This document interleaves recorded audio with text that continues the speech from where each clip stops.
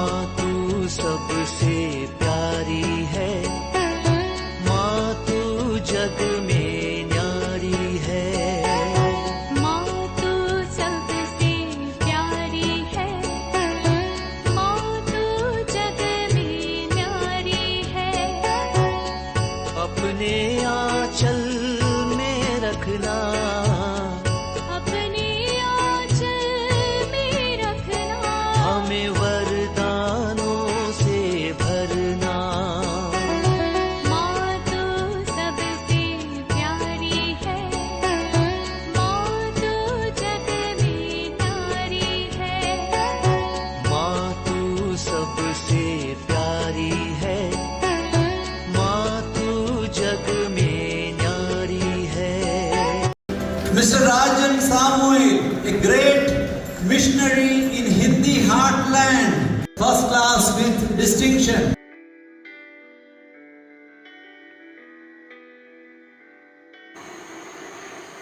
पिता, पुत्र और पवित्र आत्मा के नाम पर आमीन। आप सबों को जय यीशु। हम लोग बीती सप्ताह से मार्कुस का सुसमाचार बाइबल कोर्स के अंदर शुरू किया है। बीती शनिवार इतवार को मार्कुस का सुसमाचार का इंट्रोडक्शन में और इतवार के दिन के क्लास में हम लोग अध्याय 1 से फिर थोड़ा सा पढ़ना शुरू किया। 1 और 2 तक हम लोगों ने पढ़ लिया। थोड़ा याद दिलाना चाहूँगा, जिसे बीती क्लासों में हमने सीखा मार्कुस का सुसमाचार, सबसे पहले लिखने वाला सुसमाचार मार्कुस, जिसका एक और नाम है योहन। योहन यहूदी नाम, मार्कुस रोमन नाम। ये सब हम लोगों ने बीती क्लासों में सीखा। इसके बाद मार्कुस का सुसमाचार को जो रचना, जो सबसे पहला वाला जो वाक्य अध्याय 1 का वाक्य 1, उसके अंदर पूरे बाइबल का क्या है ये बता करके दे रहा है। टाइटल वाक्य हम लोग इसको बोल सकता है। तो ईसा मसीह कौन है? ईसा मसीह क्रिस्त है, अभिषिक्त व्यक्ति है और ईश्वर का पुत्र है। पहले पार्ट के अंदर अध्याय 1 वाक्य 14 से लेकर के अध्याय 8 वाक्य 30 तक ईसा क्रिस्त है, ईसा मसीह है, ये स्थापित करने वाला। और साथ ही साथ मैंने बोला 2 सवालों का जवाब मार्कुस देना चाहते हैं। First, who is Jesus? ईसा मसीह कौन है? दूसरा सवाल यह है, डिसाइपल्स कौन है? ईसा मसीह के शिष्य लोग कौन है?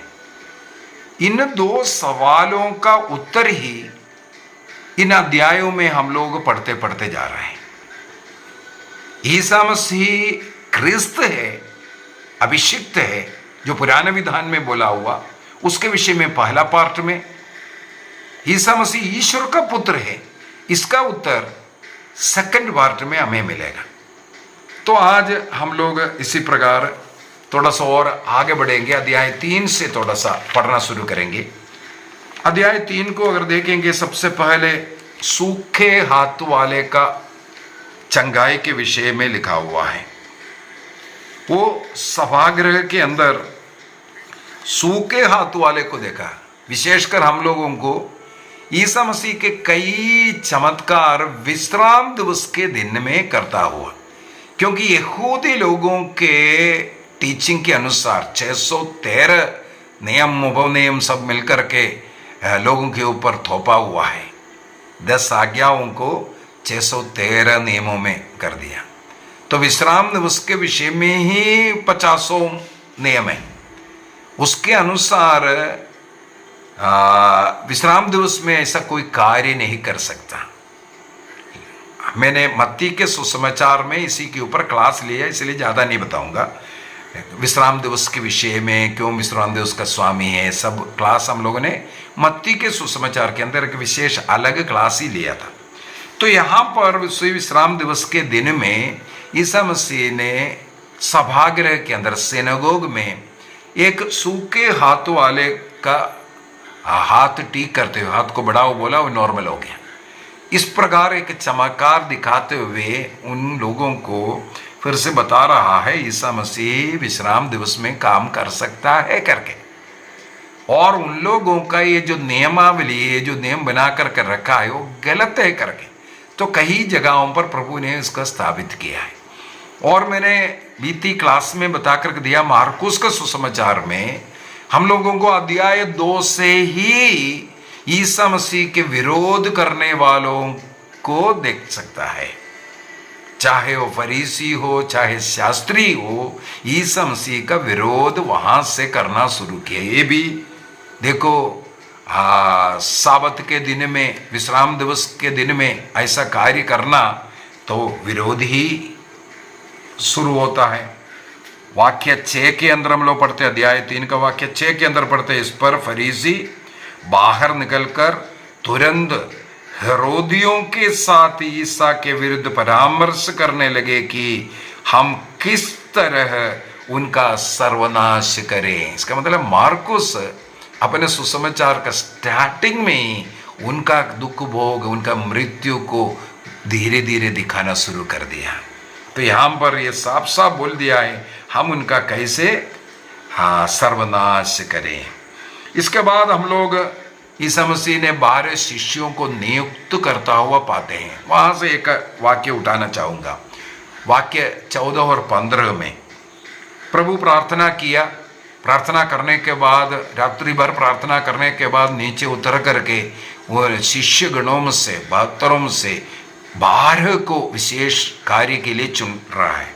तो वहां पर लिखा है ईसा मसीह उनमें से 12 को नियुक्त किया, जिससे वे लोग उनके साथ रहने के लिए, सबसे पहला काम प्रभु के साथ रहने वाला होना चाहिए। शिष्य समुदाय प्रभु के साथ रहने वाला। दूसरा, वह उन्हें अपदूतों को निकालने का अधिकार देकर सुसमाचार का प्रचार करने के लिए भेज सके। उनका काम है सुसमाचार का प्रचार करना, उसमें जो अपदूत ग्रस्त पाप के अधीन, शैतान के अधीन में पड़े हुए लोगों को उससे मुक्ति करना। इसके बाद 12 शिष्यों का नाम लिखा है, उसमें सबसे पहला नाम हमें मिलेगा पेत्रुस का नाम। पेत्रुस 12 शिष्यों में मुखिया है। उनके इंपॉर्टेंस को दिखाने के लिए हर जगह पर हमें ऐसा मिलेगा। और मार्कुस के सुसमाचार में पुनरुत्थान के बाद स्वर्गदूत स्त्रियों से कहते हैं तुम लोग जाकर के शिष्यों से कहो, और पेत्रुस से भी कहना। देखो वहां स्वर्गदूत तक पेत्रुस का उस अधिकार को स्वीकार करते हैं, घोषणा करते हैं, बताते हैं। इसके बाद हम लोगों को वाक्य 20 से ईसा मसीह के संबंधियों के विषय में लिखा है, और ईसा मसीह का कार्य देख करके अपने रिलेटिव स्वयं बोलते हैं ये सद्बुद्धि खो गया है कर करके। यहाँ कदम नहीं है, इसके बाद आगे भी आएगा। इसके बाद ईसा मसीह और बेतसबूल के विषय में पवित्र आत्मा के विरुद्ध का पाप, पवित्र आत्मा का विरुद्ध का पाप, वाक्य 28-29। पवित्र आत्मा की निंदा करने वाले के कभी भी क्षमा नहीं मिलेगा, वह अनंत पाप का भागी बनेगा। वो अनंत पाप है, वो कभी क्षमा नहीं मिलने वाला पाप है, पवित्र आत्मा के विरुद्ध पाप। मैं उसी के ऊपर ही एक क्लास ले चुका हूं। पवित्र आत्मा के विरुद्ध का पाप कौन सा है? पश्चाताप नहीं करना, पाप स्वीकार नहीं करना, क्योंकि ये पश्चाताप, पाप स्वीकार करने का प्रेरणा, ये सब पवित्र आत्मा हमें देता है। पश्चाताप ना करने वाला, पाप स्वीकार नहीं करने वाला नरकी जाएगा। ईसा मसीह के क्रूस मृत्यु का फल उनको नहीं मिल सकता। इसलिए उस पाप को क्या कहते हैं? पवित्र आत्मा का निंदा का पाप। और वाक्य 31 से ईसा के यथार्थ संबंधी के विषय में लिखा हुआ है।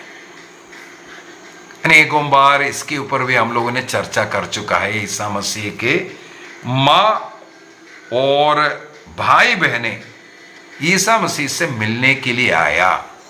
शिष्य लोग बोल रहे आपका माता और भाई बहने आपको खोज रहा है, बाहर खड़े हैं।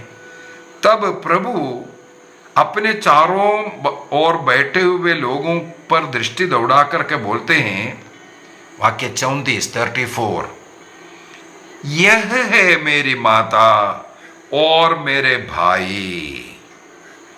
जो ईश्वर की इच्छा पूरी करता है वही मेरी भाई है, वही मेरी बहन है और मेरी माता है। ध्यान से सुनना प्रभु ने क्या कहा। सबसे पहले प्रभु के पास जो बैठने वालों लोगों को देख करके बोलते, यह है मेरा माँ, यह है मेरा भाई है, यह मेरा बहन है कर करके। इसके बाद उसका स्पष्टीकरण करते हुए कहते हैं, जो स्वर्गीय पिता का, ईश्वर की इच्छा पूरी जो करता है वही मेरे माँ है, वही मेरे बहन है, वही मेरा भाई है। क्या अर्थ है? इससे पूर्व में हम लोगों ने देखा शिष्य लोगों को चुनता हुआ। क्रिस्त शिष्य कैसे होना चाहिए? यहां ईसा मसीह का यथार्थ संबंधी क्रिस्त ने जिसे चुन करके अपने साथ रहने के लिए रखा, वे लोग कैसे होना चाहिए?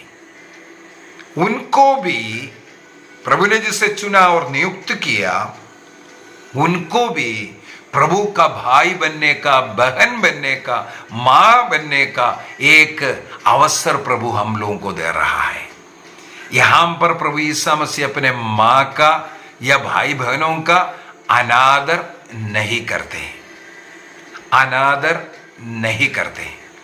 तो यहां पर फिर से अगला एक सवाल है, हम लोग कई क्लास ले चुका है, ये भाई और बहन, सहाबाई सहाबहन है क्या?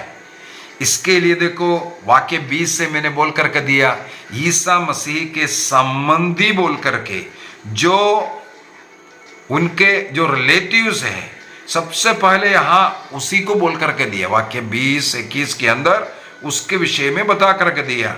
ईसा मसीह के कुछ संबंधी ईसा मसीह के कामों को सुन करके बोलने लगे, इनका सद्बुद्धि नष्ट हो गया है, पागल हो गया है। इसके बाद मां और वो संबंधी भाई बहन, उनका भाई और बहन का मतलब है अपना सहा भाई और बहन नहीं है, माता मरियम में जन्म लिया हुआ नहीं है, कसिन ब्रदर्स एंड कसिन सिस्टर्स। इसको भी हमने कई बार प्रूफ कर करके बताया। बाइबल के वचन, इनके माता पिता का नाम, ये सब प्रूफ कर करके ईसा मसीह के सगा माता मरियम का जन्म लिया हुआ बच्चे नहीं, बल्कि उनके कसिन ब्रदर्स को यहाँ भाई और बहन लिखा है। और मार्कुस के सुसमाचार में वो एक प्रूफ भी है। उससे पहले उनके संबंधी के रूप में उसके विषय में बताया। इसके बाद यहाँ पर अभी मार्कुस के सुसमाचार के रचना के एक और शैली में आपको याद दिलाना चाहूंगा। मार्कुस का रचना में ऐसा है, एक बात जो लिख करके आएगा, किसी एक सब्जेक्ट, उसके बीच में दूसरा कुछ बात और वो डालना। मत्ती में भी हम लोगों को मिला, लेकिन मार्कुस के सुसमाचार में ये तरीके बहुत जगह पर मिलेगा। उदाहरण के लिए लीजिए, मार्कुस का सुसमाचार दिया है 5 के अंदर, जो बेटी मर गया था, जेरूस की बेटी जो मर गया था, उस बेटी को जेरूस आते हैं, उनको जो बुला करके लेकर के जा रहा है, घर जाते जाते बीच में आ रहा है 12 साल से रक्तस्राव से पीड़ित महिला। उनकी चंगाई के बाद फिर जेरूस के पास जा रहा है। इसका मतलब जेरूस की बेटी की जो जीवन दान का उस कहानी के बीच में रक्तस्राव से पीड़ित महिला को डाल दिया। इसी प्रकार है बोने वाले के दृष्टांत के अंदर भी आपको मिलेगा। अनेकों इस प्रकार की जो घटना है उसके बीच में और अन्य घटनाओं को, अन्य एक्सप्लेनेशन को डालने का, लिखने का एक तरीका मार्कुस के सुसमाचार के अंदर हम लोगों को जगह जगह मिलेगा। उसी प्रकार यहां हम लोगों ने देखा ईसा मसीह के संबंधी के विषय में लिखा, इसके बाद शैतान के विषय में, पवित्र आत्मा के विषय में बताया। इसके बाद फिर से वो संबंधी के विषय में फिर शुरू कर दिया। इनके बीच में ये आ गया। इसका मतलब है ईसा मसीह के सहा भाई बहन के विषय में नहीं, उनके रिलेटिव्स के विषय में ही बताया। और हम सबों को प्रभु ईसा मसीह का भाई और बनने का निमंत्रण प्रभु दे रहा है। कैसे बन सकता? पिता की इच्छा के अनुसार हम जीवन जिएंगे तो प्रभु का भाई और बहन। इसका मतलब है जो डिसाइपलशिप मैंने बोला है, ईसा मसीह कौन है, ईसा मसीह का डिसाइपल्स कौन है, ये इसका उत्तर मार्कुस का सुसमाचार बार बार हमें बता करके दे रहा है। यहां पर यही बोल करके दे रहा है, ईसा मसीह के विषय में बोला, ईसा मसीह शैतान में नहीं है, पवित्र आत्मा से कार्य कर रहा है। इसके बाद डिसाइपल कौन होना चाहिए? वो पिता की इच्छा के अनुसार चलने वाला होना चाहिए। देखो अभी ऐसे बाइबल जब आप सीख रहे हैं, इसके बाद जब आप बाइबल पढ़ते पढ़ते जाएंगे, आपको इस प्रकार बहुत ही बातें समझना शुरू हो जाएगा। ये जो उल्ट पुल्ट जो सिखा रहा है, पाषंडता सब भला रहा है, आप उससे बच जाएगा। इसलिए ध्यान से बाइबल कोर्स में ध्यान देना और सीखना बहुत जरूरी है, और साथ साथ बाइबल को उठा करके पढ़ना भी है। आगे बढ़ते हैं। अध्याय 4 के अंदर देखो फिर से आया है वो बोने वाला का दृष्टांत। अनेकों बार हम लोग सुन चुका है वही बोने वाला। इसके बाद देखो वो बोने वाला का दृष्टांत का व्याख्या आगे मिल रहेगा, लेकिन उसके बीच में उसका दृष्टांत का उद्देश्य और शिष्य लोगों के पास जो आता हुआ सब। इसके बाद दीपक का दृष्टांत हम लोगों ने मत्ती के सुसमाचार में ये सब स्वर्ग राज्य उसका कई अध्याय 13 के अंदर प्रवचनों में प्रभु यीशु मसीह ने सब सिखा चुका है।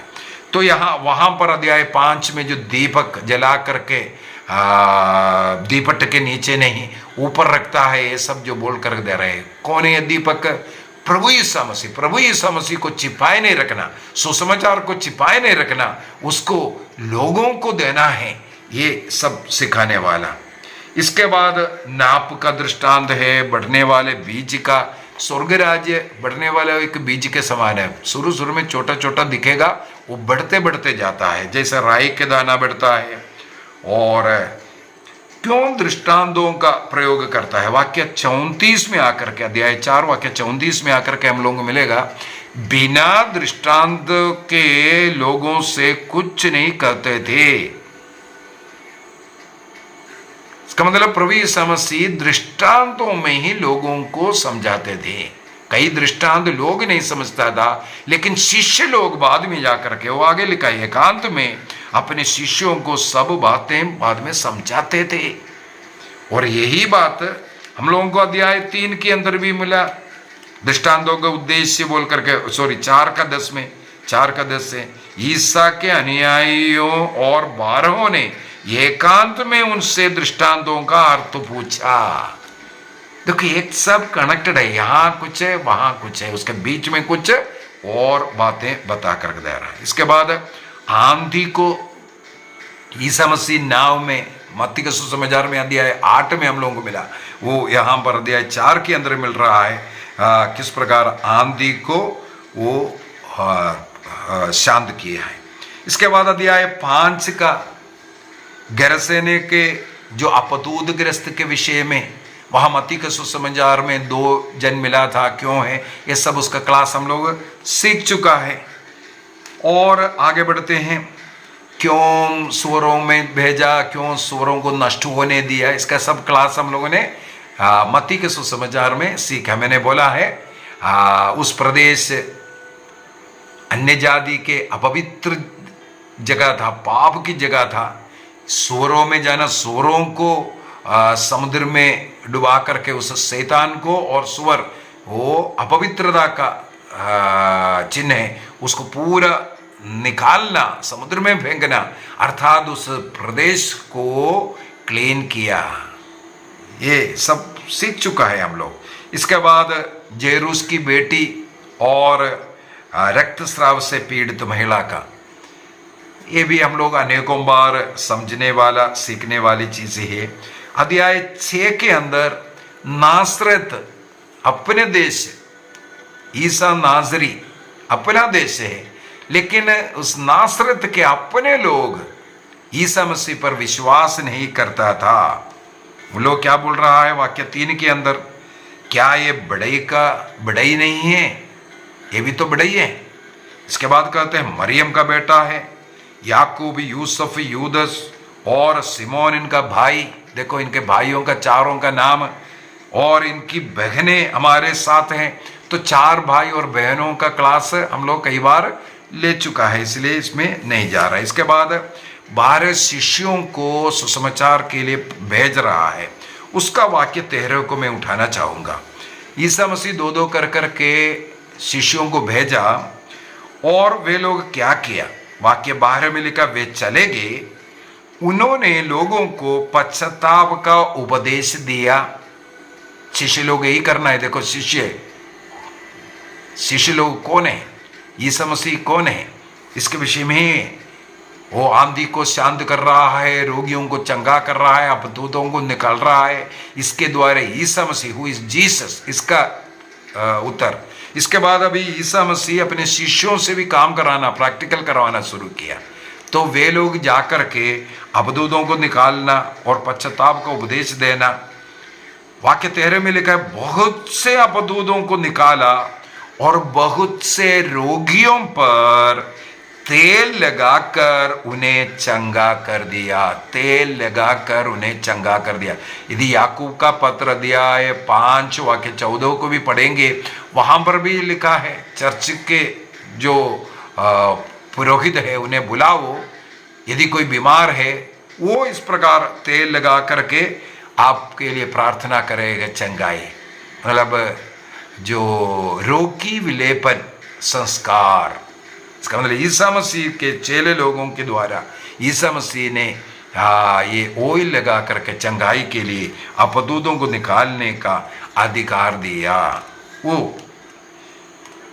इसके बाद आगे हम लोग बढ़ते हैं। योहन बपतिस्ता का हत्या के विषय में हम लोगों को पढ़ने के लिए मिलता है। उसकी कहानी, क्यों उनका हत्या किया और कैसे हत्या किया। हेरोद के जन्मदिन में जो हेरोदियस का, उनके भाई का पत्नी, उनको रखने के कारण ही तो योहन बपतिस्ता उसके खिलाफ बोलता था। उसकी बेटी जो है डांस करते हैं और जो चाहे वो मांग लो बोला। माँ से पूछा, माँ ने बोला उस योहन बपतिस्ता का सर वही मंगा रहा है। इसके बाद ईसा मसीह ने जो रोटियों का चमत्कार, मार्कुस के सुसमाचार में और मत्ती के सुसमाचार में 2 रोटियों का चमत्कार होता है। मत्ती के सुसमाचार में उसका एक्सप्लेनेशन मैंने किया। पहले 5 रोटी से 5000 पुरुषों को और अन्य कम से कम 15-20 हजार को खिलाया। 12 टोकरे भरना और वहां पर किस प्रकार प्रार्थना किया उसके द्वारा हमें पता चलता है कि ये यहूदी कलीसिया, यहूदियों के लिए था। इसके बाद सेकंड वाला जो 7 रोटी और कुछ मछलियों से 4000 पुरुष था वहां पर, और 7 टोकरे बच गया। वो टोकरे का नाम कोफिनोस, पायरिस, ये दोनों यहूदी टोकरे और गैर यहूदी टोकरे। यहूदी क्षेत्र और गैर यहूदी क्षेत्र प्रार्थना करना, सबसे पहले यहूदी लोग आशीष की प्रार्थना और गैर यहूदी धन्यवाद की प्रार्थना, ये सब हम लोगों ने मत्ती के सुसमाचार में सीख चुका है। इसलिए फिर से आगे बढ़ते हैं। इसे वहां पर भी पहला रोटी के चमत्कार के बाद समुद्र पर चलने का, यहाँ पर भी हम लोग वो ही देखते हैं। इसके बाद अध्याय 7 में जाते हैं। वहाँ पर फरीसियों के परंपराओं का धिक्कार करता हुआ, ये भी हम लोगों को मत्ती के सुसमाचार में मिलेगा। 7 धिक्कार बोले, उसी प्रकार उन लोग जो परंपरा, मनुष्य की जो बनाया हुआ परंपरा, उसके लिए ईश्वर के नियमों का उल्लंघन करना। ध्यान से सुनना, ट्रेडिशन के खिलाफ ईसा मसीह नहीं है। अपने ट्रेडिशन के लिए ईश्वर के नियम को किनारे करना, ये गलत है। इसका प्रभु ने निंदा किया। वाक्य 3 में देखो, पुरखों की परंपरा के अनुसार फरीसी और यहूदी बिना हाथ धोए भोजन नहीं करते। बाजार से लौट के आने के बाद अपने ऊपर पानी छिड़क करके वो शुद्धिकरण करते हैं। इस प्रकार बहुत ही रीति रिवाज परंपरा वे लोग करते थे। उनका हृदय मैला था, बाहरी शुद्धिकरण करना। लेकिन प्रभु ने कहा बाहरी कतना नहीं, आंतरिक कतना की, हृदय की कतना की शुद्धिकरण की जरूरत है, मन की शुद्धिकरण की जरूरत है। तो बाहर का नहीं, अंदर का चाहिए। इस प्रकार वो उसको टोकता हुआ। और इसके बाद शुद्ध अशुद्धता के व्याख्या कर रहा है। और अध्याय 7 का वाक्य 24 के द्वारा हम लोगों को कनानी स्त्री के विषय में जो पढ़ने के लिए मिलता है, ये भी तीरुस क्षेत्र में है, तीरुस सीदोन क्षेत्र में। इसका मतलब है गैर यहूदी क्षेत्र में जाकर के उनको भी प्रभु का अनुग्रह आशीष का, इसका मतलब मुक्ति उनके लिए भी है, इसको बताने के लिए ये सब कार्य। गूंगे बहरे को उसी क्षेत्र में, इसका मतलब गूंगा बहरे को स्वास्थ्य लाभ, इसका मतलब वो भी चंगाई प्राप्त कर करके गूंगा बोलने लगा। क्या बोलना है? प्रभु का सुसमाचार की घोषणा वो भी करना है, वो सुनना है और उसकी घोषणा करना है। उसके लिए गूंगा बहरे को प्रभु चंगा कर करके भेजता है। और अध्याय 8 के अंदर दूसरा रोटियों का चमत्कार, 7 रोटियों का, ये सब हम लोग देखते हैं। अध्याय 8 का 22 से अभी मैं अगले क्लास में बताऊंगा अध्याय 8, क्योंकि उसमें कुछ विशेषता है, ये उसको भी बताना है। तो अभी तक हम लोग अध्याय 8 तक थोड़ा सा जल्दी सीख करके आया है।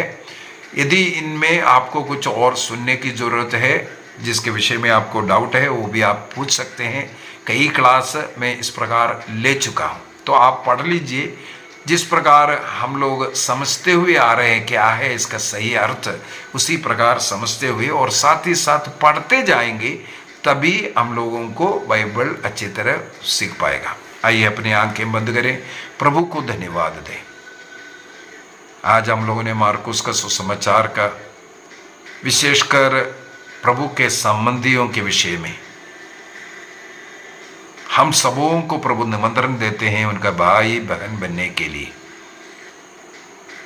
शिष्य कैसे होना चाहिए? प्रभु जैसे, प्रभु में जीने वाला होना चाहिए। प्रभु के निकटतम संबंधी कई लोग प्रभु के विरुद्ध में बोले। प्रभु के देश के लोग, नासरत के लोग पूछते हैं क्या ये बड़ाई नहीं, मरियम का बेटा नहीं, इनके 4 भाई और बहनें हमारे साथ नहीं? अर्थात प्रभु का निंदा तिरस्कार करने वाले लोग। प्रभु बोल रहा है हम सब प्रभु के भाई और बहन बन सकता है, प्रभु का नियम का पालन करते हुए, प्रभु यीशु क्रिस्त में विश्वास करते हैं, क्रिस्त मेरा मुक्तिदाता ये स्वीकार करते हुए हम प्रभु का भाई बहन बन सकता है। उसके लिए प्रभु हम सबों को आशीष दे। पिता, पुत्र और पवित्र आत्मा के नाम पर आमीन। आप सबों को जय यीशु।